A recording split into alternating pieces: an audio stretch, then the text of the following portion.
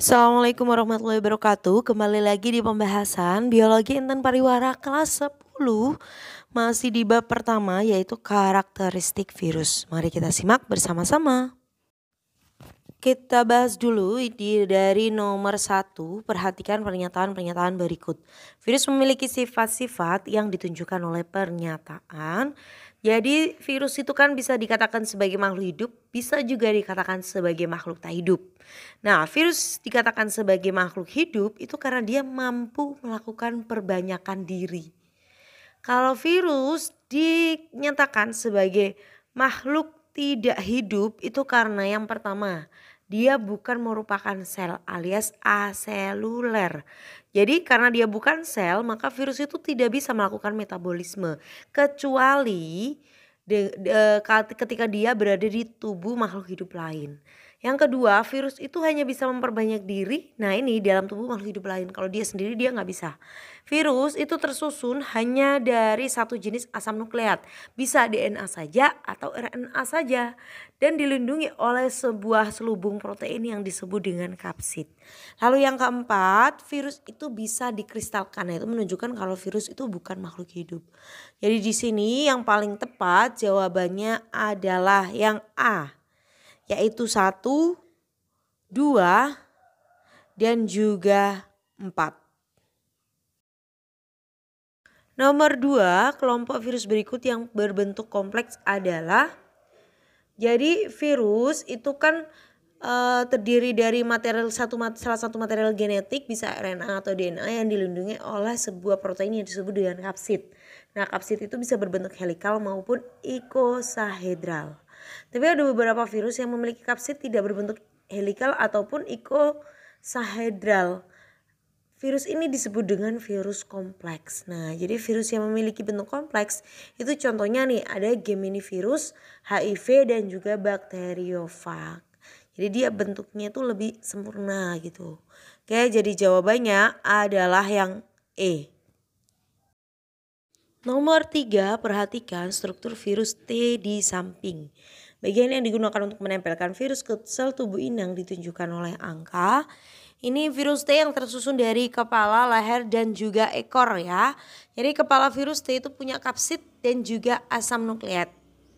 Jadi pada gambar ini bagian virus T yang berisi asam nukleat diselubungi oleh protein itu disebut dengan kapsid. Jadi nomor 1 itu kapsid.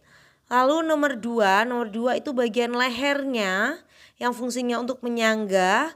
Lalu yang ketiga itu selubung ekor. Jadi nomor 3 itu selubung ekor yang fungsinya menginjeksi DNA virus ke dalam sel Hobbs.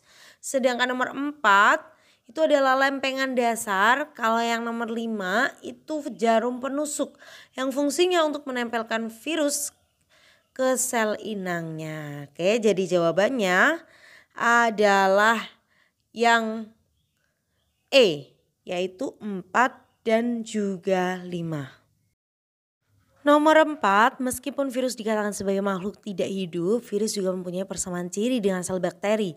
Persamaan ciri yang dimaksud adalah, jadi virus dan bakteri itu kan memang termasuk ke dalam kelompok yang berbeda. Kalau bakteri kan masuk ke dalam Monera, kalau virus itu tidak dimasukkan ke dalam 5 kingdom. Nah, virus dikatakan sebagai makhluk hidup ataupun makhluk tidak hidup. Meskipun demikian, virus dan bakteri itu punya persamaan ciri, yaitu memiliki material genetik berupa asam nukleat. Cuma bedanya si virus itu hanya memiliki salah satu jenis asam nukleat. Bisa DNA saja dan juga bisa RNA saja. Oke, jadi jawabannya adalah yang C. Nomor 5, seorang ilmuwan meyakini bahwa filtrat yang dihasilkan dari penyaringan ekstrak daun tembakau mengandung patogen bentuk baru. Pengamatan berikutnya menunjukkan bahwa patogen tersebut hanya mampu berkembang biak pada sel yang sedang membelah. Ilmuwan yang dimaksud adalah, jadi ini terjadi pada tahun 1898 ya oleh Martinus Beijerinck,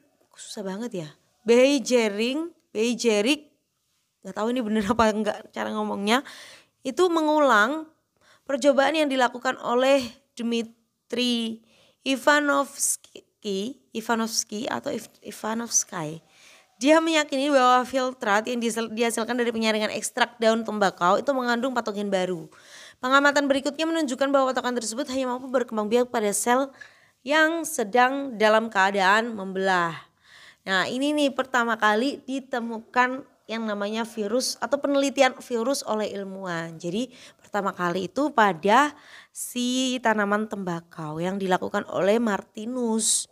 Jadi jawabannya adalah yang C.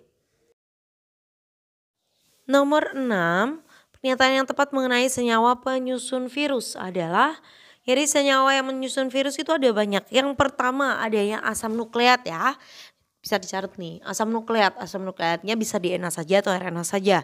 Lalu ada protein, proteinnya berupa komponen utama penyusun kapsidnya atau selubungnya asam nukleatnya.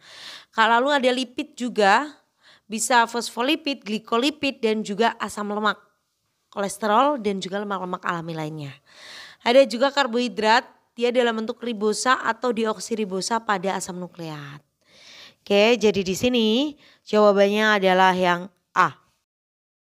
Kita lanjutkan di nomor 7, saat virus menginfeksi sel bakteri, bagian virus yang masuk ke sel bakteri adalah, jadi saat virus menginfeksi sel bakteri itu tidak semua bagian dari tubuh virus akan masuk ke dalam sel ya. Jadi yang bagian yang masuk ke dalam sel bakterinya itu adalah si asam nukleat.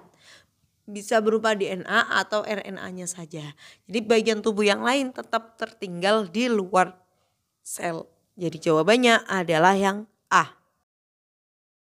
Nomor 8, seorang ilmuwan ingin menumbuhkan virus untuk tujuan penelitian.